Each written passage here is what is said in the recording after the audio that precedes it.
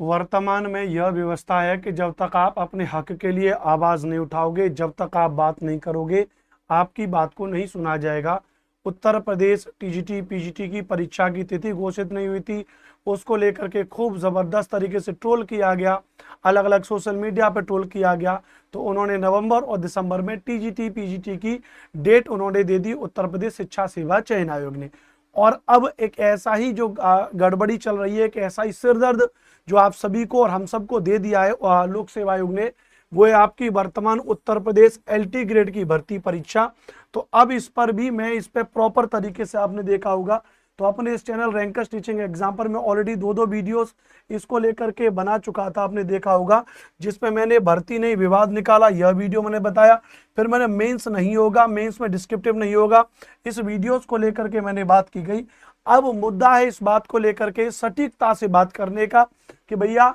इस भर्ती पर या तो, क्योंकि सारे के सारे मेरे अभी तक जितने भी विद्यार्थियों से बात हुई वो ये चाह रहे हैं कि सर या तो इसमें क्या होगा, बदलाव होना चाहिए,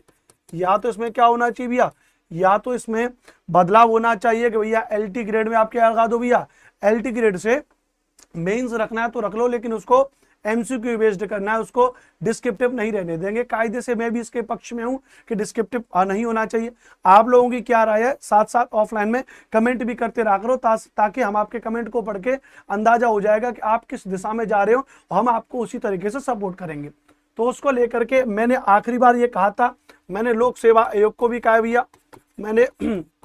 लोक सेवा आयोग को कहा कि साहब इसमें बहुत जल्दी बदलाव करिए, मेंस में डिस्क्रिप्टिव को लेकर के खत्म करिए, एमसीक्यू बेस्ड करिए। उसको लेकर के दो काम मैंने आपके लिए किए हैं। पहला काम जो मैंने आपके लिए किया है वो पहला काम है कि मैंने लोक सेवा आयोग को एक मेल किया है, ईमेल किया है हमारी टीम के द्वारा, बहुत बढ़िया स्टैंडर्ड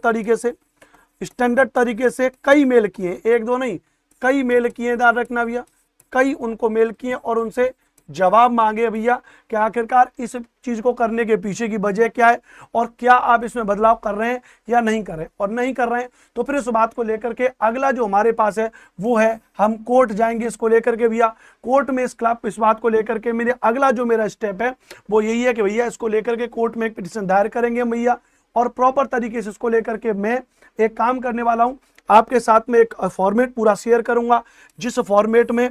इसकी जो भाषा होगी, जो इसकी जो लीगल भाषा होती है, जो इसकी कानूनी भाषा होगी, उस कानूनी भाषा में लिख करके एक पत्र लिख करके आप सभी विद्यार्थियों से हमारी टीम बात करेगी, और जब टीम बात कर लेगी तो फिर हम एक डिजिटली हस्ताक्षर जितने हो जाते हैं सभी विद्यार्थियों के, उन सबके कम से कम 50 से 100 विद्यार्थियों के साइन करा करके वो पूरा एक प्रार्थना पत्र हम कोर्ट में देंगे, और कोर्ट में जा करके फिर हम एक सीधी बात करेंगे कि या तो कोर्ट ऑर्डर दे, या तो कोर्ट ऑर्डर दे भैया लोक सेवा आयोग को कि आप इसमें मींस में जो डिस्क्रिप्टिव का आपने पहले जिसके बारे में कोई बात नहीं की थी, तो या तो आप उस मेंस को डिस्क्रिप्टिव को हटा दीजिए, और अगर मेंस नहीं हटा रहे हो, डिस्क्रिप्टिव नहीं हटा रहे हो, तो आप कोई नहीं, आप एमसीक्यू बेस्ड कर दो, हमें उससे कोई दिक्कत वाली बात नहीं है। या तो होगी, नहीं तो हम फिर कोर्ट से बस यही कहेंगे भैया कि इस भर्ती को रद्द होना चाहिए या फिर भर्ती रद्द होगी, क्योंकि ऐसी भर्ती का कोई मतलब नहीं है। आप में से 2-4 विद्यार्थी इस बात को सुनकर के बड़े कंफ्यूज हो गए होंगे कि अनुपम भाई आप कैसी बातें कह रहे हो कि भर्ती रद्द हो जाएगी। मैं भी इस बात को कह रहा हूं कि ये बड़ी अजीब बात है कि भर्ती रद्द नहीं होनी चाहिए, लेकिन एक बात बताइए, जिस तरीके से वर्तमान में भर्ती को निकाला गया है, मैं लिख करके दे रहा हूं 10% बच्चे भी पेपर को पास नहीं कर पाएंगे। जो इस बात को लेकर के जो इसकी तैयारी कर रहे थे एलटी ग्रेड की, ऐसे 10% विद्यार्थी भी और एलटी ग्रेड का डिस्क्रिप्टिव मेंस का पेपर क्वालिफाई नहीं कर पाएंगे। और अगर आप में से कुछ योग्य भी हैं, आप सोच रहे होंगे कि अनुपम सर हम तो योग्य हम कर ले जाएंगे, लेकिन इसमें आगे चल करके पेच और फंसने वाला है। क्यों? कुछ विद्यार्थी ऑटोमेटिक इसको लेकर के कोर्ट जाएंगे तो हो सकता है इसकी प्रारंभिक परीक्षा हो जाए, प्री परीक्षा हो जाए, हो सकता है कि इसकी मेंस की परीक्षा हो जाए, और फिर बाद में जाकर के कुछ बच्चे मेंस में फेल हो जाएंगे और कुछ बच्चे मेंस में फेल हो जाएंगे, हो सकता है कुछ बच्चे पास हो जाए, फिर वो वापस कोर्ट जाएंगे, फिर कोर्ट इसमें स्टे लगा देगा। कुल मिलाकर के ये कहानी 2-4 साल और आगे खिंचती रहेगी। यही मंशा है वर्तमान में उत्तर प्रदेश सरकार की, वर्तमान में उत्तर प्रदेश शिक्षा विभाग की, यही प्रॉपर तरीके से कि ऐसी भर्ती देंगे जो विद्यार्थियों के मन में सरदर्द पैदा कर देगी। भाई हम कोई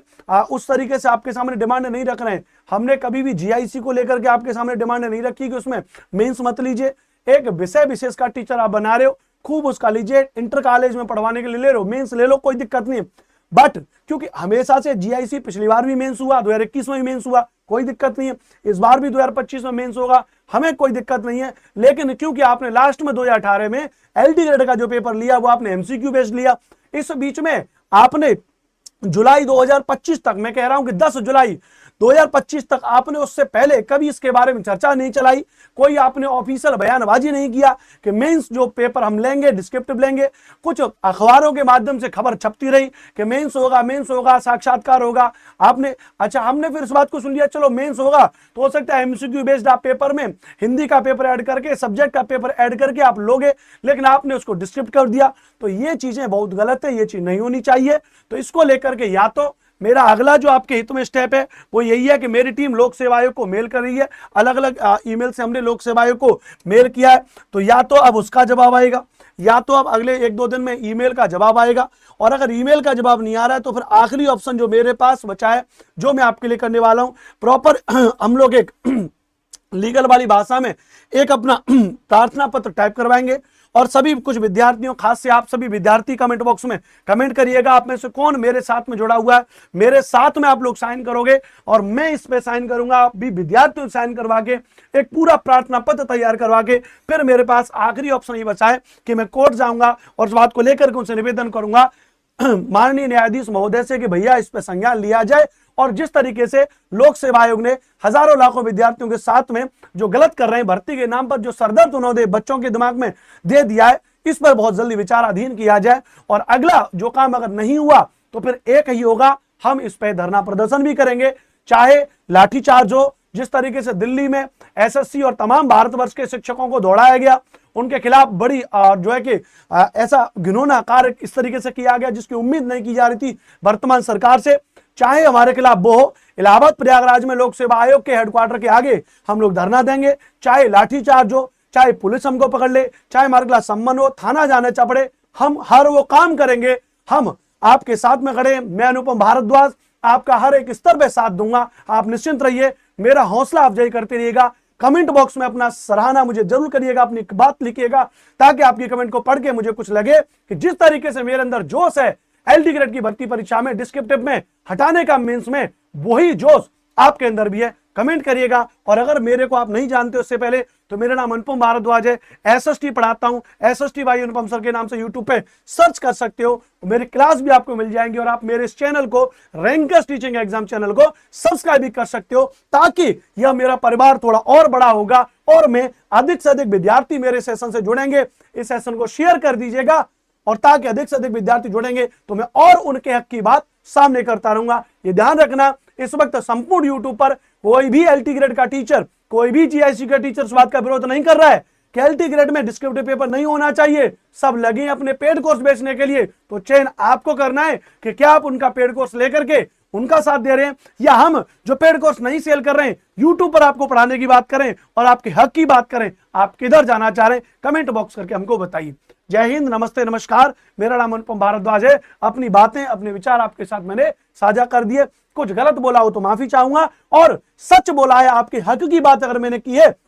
तो मैं आपसे उम्मीद करूंगा कि आप मुझे सपोर्ट करें, मेरे चैनल को सब्सक्राइब करें और ऑफलाइन में कमेंट करके मेरा हौसला अफजाई करें। जय हिंद, वंदे मातरम।